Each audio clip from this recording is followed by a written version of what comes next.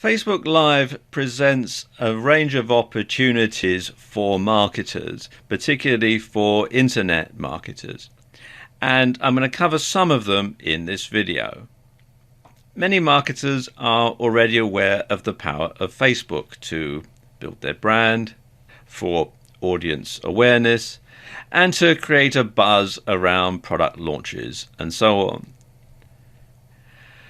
And of course, many marketers already harness the power of video on YouTube and other video sharing sites.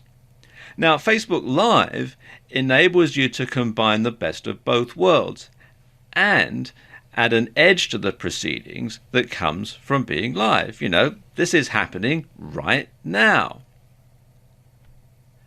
The thing is, though, not many people are using Facebook Live for internet marketing purposes at the moment. Now, mainly it's used for streaming personal stuff, you know, stuff like this kid's birthday party that you can see on this phone.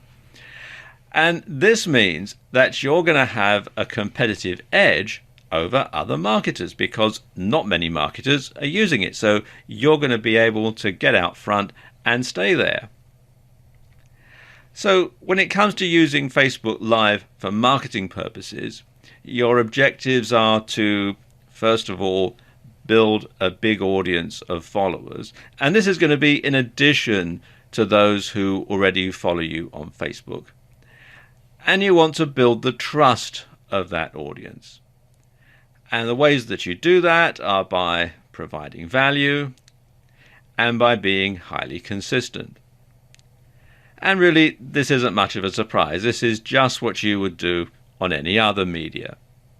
But what you want to do with Facebook Live is you'll want to get to the point where people are actively looking for your content and they're looking forward to seeing more of it.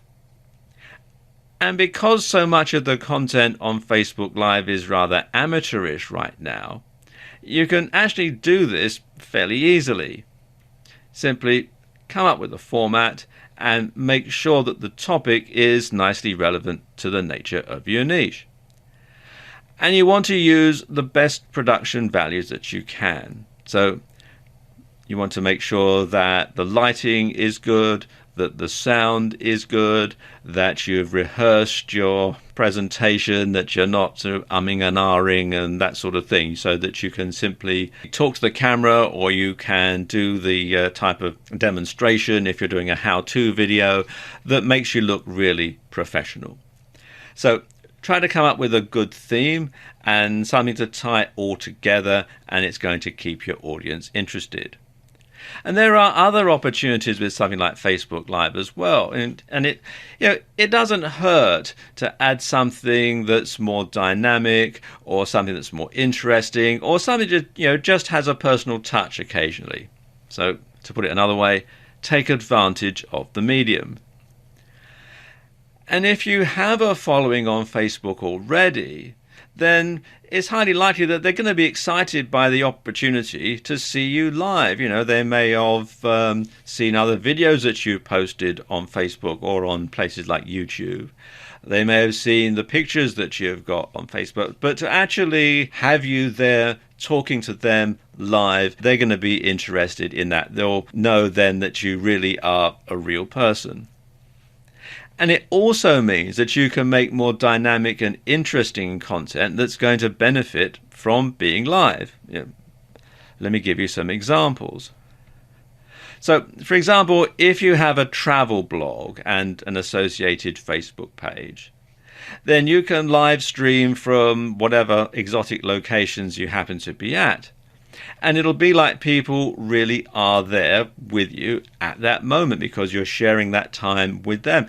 And of course, Facebook Live is interactive. People can send you questions and you can answer them live on air. So there does have that element to it. So it is really like they are there with you in whatever location that you've traveled to.